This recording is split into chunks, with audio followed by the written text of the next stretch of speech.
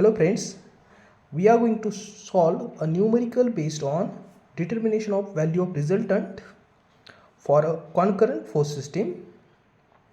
We start with the problem statement. The statement of problem is, what do you understand by resolution of forces, and calculate the resultant of following forces shown in figure. So they have given the diagram. First of all, we'll understand what is the meaning of resolution of forces. We know that resolution of forces is nothing but process of splitting single force into two components. Process of splitting a single force into two components. If this is force of magnitude r, then if we split this force in two perpendicular component, namely rx and ry, so these two forces will produce same effect as that of r. मतलब ये दो component है, म्हणजे हे दोन component आहेत, हे दोन component r इतकाच इफेक्ट कोणत्याही बॉडीवर क्रिएट करतील. ठीक आहे, म्हणजे या r ह्या एका फोर्सच्या जागेत आपण दोन कॉम्पोनंट रिप्रेझेंट करू शकतो. ठीक आहे, तर या प्रोसेसला आपण म्हणणार आहेत रिझोल्युशन ऑफ फोर्सेस. तर आता आपण न्यूमेरिकलच्या सेकंड पोर्शनकडे बघूत. ह्या सेकंड पोर्शनमध्ये आपल्याला सॉल्व करायचं आहे म्हणजेच आपल्याला ह्यामध्ये रिझल्टंटची व्हॅल्यू फाइंड आउट करायची, राईट. तर आपण बघितलेले रिझल्टंटची व्हॅल्यू फाइंड आउट करणे म्हणजेच रिझल्टंटची मॅग्निट्यूड फाइंड आउट करणे आणि त्याची डायरेक्शन फाइंड आउट करणे. ठीक आहे, तर फर्स्ट आपल्याला रिझल्टंटची व्हॅल्यू डिटरमाइन करायची म्हणजेच आर डिटरमाइन करायचं आहे. तर आरसाठीचा फॉर्म्युला आपल्याला माहिती, R is equal to summation of square root of summation of V square plus summation of H square. Summation of V म्हणजे समेशन ऑफ और ॲडिशन ऑफ वर्टिकल फोर्सेस आणि समेशन ऑफ एच म्हणजे addition of horizontal forces in the system. आता ह्या डायग्राममध्ये आपण बघितलं तर आपल्याला लक्षात येईल की इथे सर्व फोर्सेस जे आहेत ते इन्क्लाइंड आहेत. जर आपल्याला ॲडिशन ऑफ व्हर्टिकल आणि addition of horizontal forces calculate करायची तर सर्व फोर्स एकतर हॉरिझॉन्टल डायरेक्शनमध्ये हवे असतील नाहीतर व्हर्टिकल डायरेक्शनमध्ये, राईट. तर आपल्याला काय करावं लागेल, सर्वात आधी ह्या इन्क्लाइंड फोर्सेसला हॉरिझॉन्टल आणि व्हर्टिकल कॉम्पोनंटमध्ये स्प्लिट करून घ्यावं लागेल. ठीक आहे, तर आपण ह्या रिझोल्युशनच्या प्रोसेससाठी एक ॲक्च्युली ही खूप इझी प्रोसेस आहे, पण तरीसुद्धा कन्फ्युजन अवॉइड करण्यासाठी आपण एक ट्रिक शोधून काढलेली. ती म्हणजेच जर आपल्याला हॉरिझॉन्टल कॉम्पोनंट हवा आहे ह्या इन्क्लाइंड फोर्ससाठी आणि व्हर्टिकल कॉम्पोनंट फाइंड आउट करायचा आहे. ठीक आहे, हॉरिझॉन्टल आणि व्हर्टिकल कॉम्पोनंट फाइंड आउट करायचा आहे. तर आपण यामधला कोणता कॉम्पोनंट कॉस आणि कोणता कॉम्पोनंट साइन असतो यासाठी आपण एक ट्रिक अशा प्रकारे यूज करतो, जे की थीटा जिसके पास है वो कॉस है. आता बघा, ह्या फोर्सचा अँगल कोणासोबत आहे, हॉरिझॉन्टल सोबत, म्हणून हॉरिझॉन्टल कॉम्पोनंट आपण काय घेणार, कॉस 100 कॉस 45 आणि vertical component obviously 100 sine 45, right. तर आता नेक्स्ट फोर्समध्ये बघूत आपण. ह्या नेक्स्ट फोर्सचा सुद्धा अँगल, हा 75 न्यूटन फोर्सचा अँगलसुद्धा हॉरिझॉन्टलसोबत दिलेला आहे. तर मग ह्याचा हॉरिझॉन्टल कॉम्पोनंट कोणता असेल, कॉस. थीटा जिसके पास है वो कॉस है. तर हॉरिझॉन्टलसोबत थीटा आपण मेजर करतो आहे म्हणून हॉरिझॉन्टल कॉम्पोनंट कॉस 75 कॉस 60 आणि व्हर्टिकल कॉम्पोनंट येईल 75 साइन 60, राईट. तर आता बघा, आपण ह्या फोर्सेसचे दोन कॉम्पोनंट फाइंड आउट केले, एक व्हर्टिकल साइन 75 साइन 60 आणि हॉरिझॉन्टल 75 कॉस 60.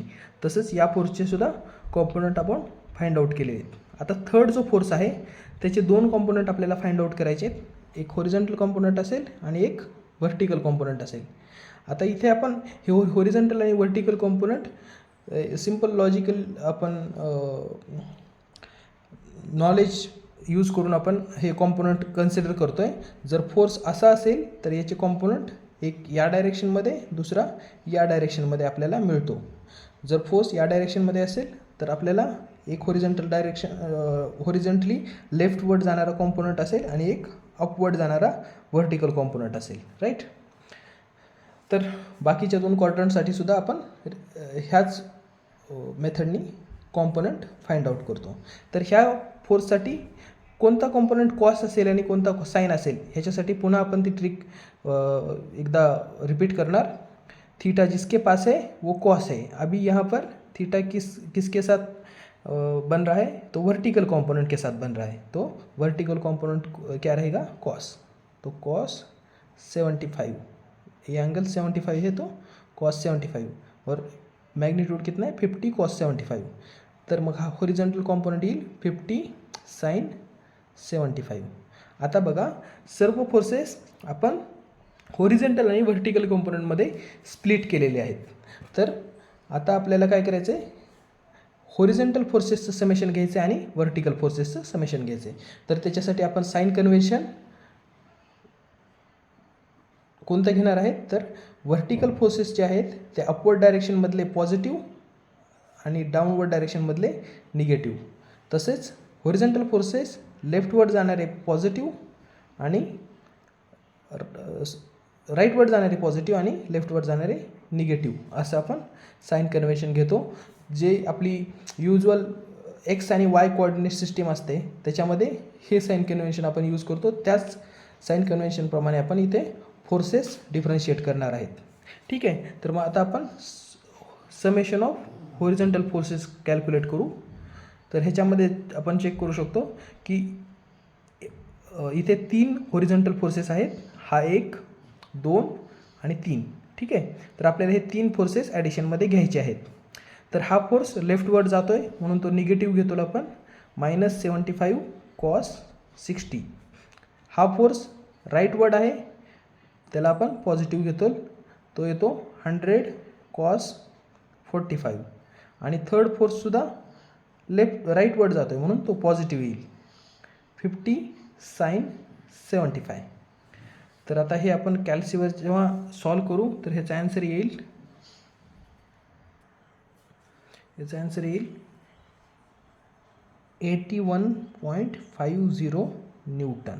सर्व फोर्सेस न्यूटनमध्ये आहेत तर ह्याचं पण युनिट न्यूटनमध्येच येईल. आता आपल्याला लक्षात येतं आहे की रिझल्टंटचा हा हॉरिझॉन्टल कॉम्पोनंट जो आहे, summation of horizontal forces is nothing but one component of resultant.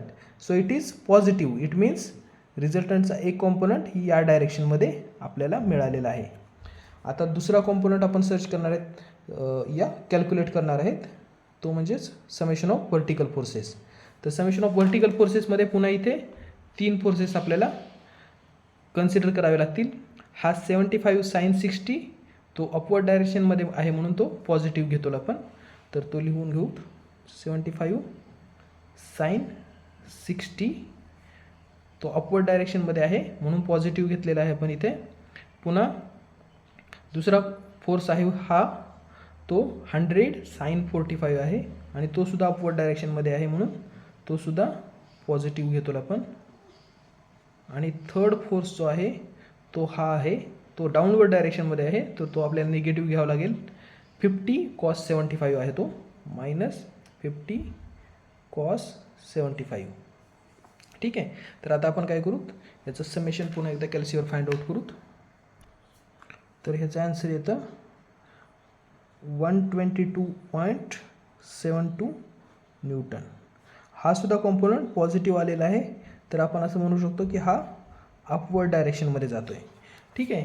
तर आता आपण एक अंदाज लावू शकतो की रिझल्टंटचा हॉरिझॉन्टल कॉम्पोनंट या डायरेक्शनमध्ये आहे आणि व्हर्टिकल कॉम्पोनंट या डायरेक्शनमध्ये आहे. तर रिझल्टंट फर्स्ट क्वाड्रंटमध्ये या डायरेक्शनमध्ये असेल. ठीक आहे. तर आपल्याला हा अँगल फाइंड आउट करावा लागेल. त्याच्यासाठी फॉर्म्युला काय आपला tan alpha is equal to summation of V divide by summation of H.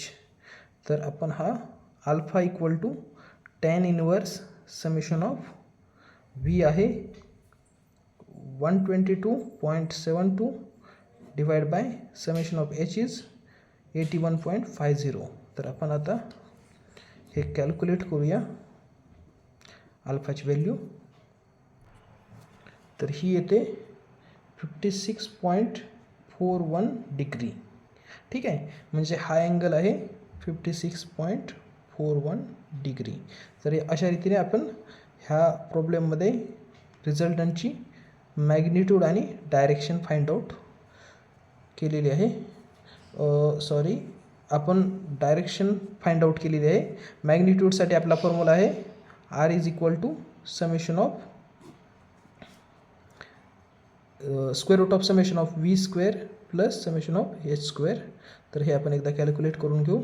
Summation of V square म्हणजेच 122.472 ब्रॅकेट स्क्वेअर प्लस